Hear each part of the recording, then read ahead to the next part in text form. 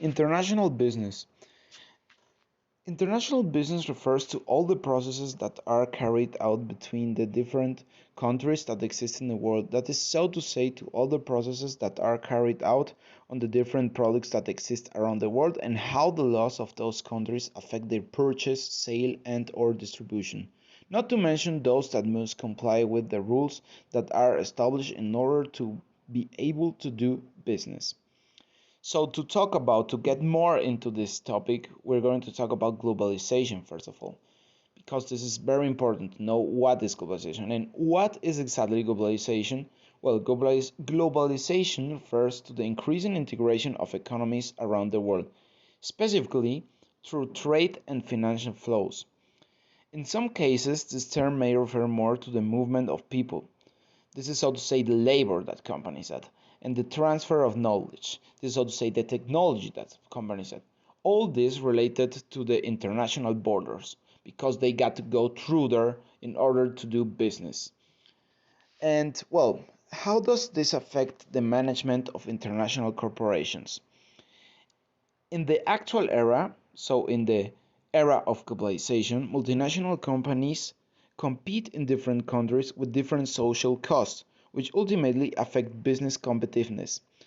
As a result, countries are striving to reduce the social security contributions payable by companies. Now, talking about the national differences in political, economic, and legal systems. To understand this more precisely, we must first define certain concepts. First of all, in the world there are two types of political competitions. These are the collectivism against the individualism and democratic against totalitarian systems. First of all, how do these political systems work? Well, the collectivism, it is the political system that, as its name says, refers to being collective. That is so to say, the property is collective. The means of production, such as land, factories, energy sources, etc., are under the control of the state. The state distributes the wealth among the individuals of the nation that employs this political system. Individualism, on the other hand, refers to the individual propagation of things, that is so to say, to act according to one's own will without taking into account the opinion of others. Now, a democracy is a political system that upholds the sovereignty of the people and the right of the people to elect and control their rulers. A totalitarian system are different from other autocratic regimes in that they are led by a political party that pretends to be or behave in practice as a single party and merges with the institutions of the state. Now, legal and juridical systems. Legal systems may be defined as that articulated and current set of institutions, methods, procedures, and legal rules that constitute the positive law of a given place and time. Now, how does all this manifest itself in the management practices implemented in multinational corporations? Well, in a negotiation, every important aspect must be taken into account in order to generate a good business relationship. This is why you must take into account what kind of political system is implemented by the country of the person or company with which are negotiating. Not to mention that in order to transport goods or make monetary exchanges, one must be based entirely on the mandatory laws implemented by each country and or region. This is the capacity of the income of countries or regions to create wealth in order to maintain the prosperity or economic and social well-being of their inhabitants. Then we have the gross national income or GNI. This is defined as the set of final goods and services produced by its factors of production and sold on the market during a given period, generally 1 year. We have political economy. This is the study of production and commerce and their relations to law, custom and government, and the distribution of national income and wealth. And then there is economic progress. This is the capacity of the income of countries or regions to create wealth in order to maintain the prosperity or economic and social well-being of their inhabitants. Now, how is it that all these concepts affect management practices implemented in multinational corporations? Well, today working effectively with people from different cultures has become a key aspect for the success of transnational and multinational companies established outside their home country. As the global business world shrinks, cross-cultural interactions become a regular occurrence to observe and force used to seek cross-cultural training to reduce cultural shock and its consequences in organizations.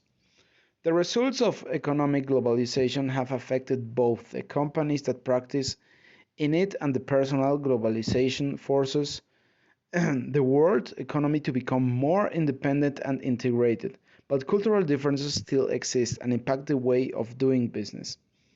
Within international business, the culture of the counterpart plays an important factor in the management of a foreign company in the domestic market.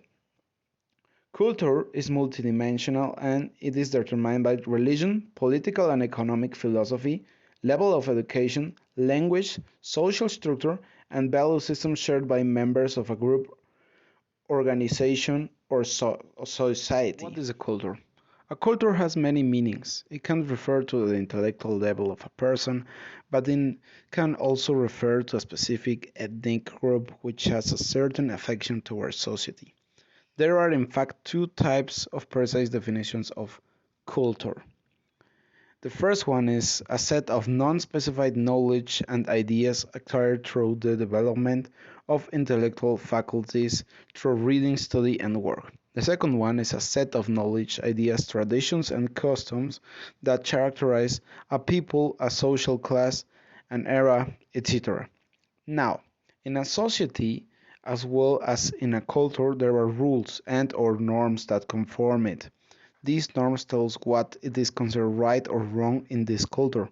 It is important in a negotiation to take into account the type of culture we are dealing with, because depending on the type of culture is how we should act or interact to generate a good relationship or future relationships. Now, how does this affect the management practices applied in multinational companies? In international business, it is important to take into account the number of cultures that exist, to know which are the most important or strongest economically speaking, and to know how to interact with them if you want to generate a friendly negotiation environment. This is why you got to take in account every single culture that exists in the world. Well, maybe not every single, but the most important one, like the Japanese one, the German one. These are very important economies, for instance. So it is good to know how they interact and which are their likes and dislikes in order to do business with them. Ethics are important because they will define the identity of your business. If you don't know what ethics are, it's not a simple answer. But to summarize it, we could say that they are a group of principles about what's wrong or right. In some companies, this is so important that ethical strategies are made to not violate the company business ethics. And in this field, there are some common issues that every company must face at least once: human rights, corruption, environmental regulations, employment practices, and moral obligations of multinational corporations. In the news, we have heard lots of examples about this, like the Nike case or the sweatshop factories in international waters. So maybe we can define them as common practices, but it's our duty as new generations to improve the condition and practices of companies where we are involved with. One of the most alarming troubles we are facing nowadays is global warming and the pressure of society. Maybe it's not enough, and bad things like the tragedy of commons are getting worse and worse. Big companies are contributing to this by moving their factories to countries where they are free to pump pollutants into the atmosphere or dump them in ocean or rivers. An interesting fact to know about the ethics of companies is that corruption is present in many multinational enterprises, and in the US, the Foreign Corrupt Practice Act tries to regulate the behavior regarding the conduct of international business in the taking of bribes and other unethical action by the FCPA is amended to allow for facilitated payments. These payments are taken in account to get better conditions or at least equal to local business activities.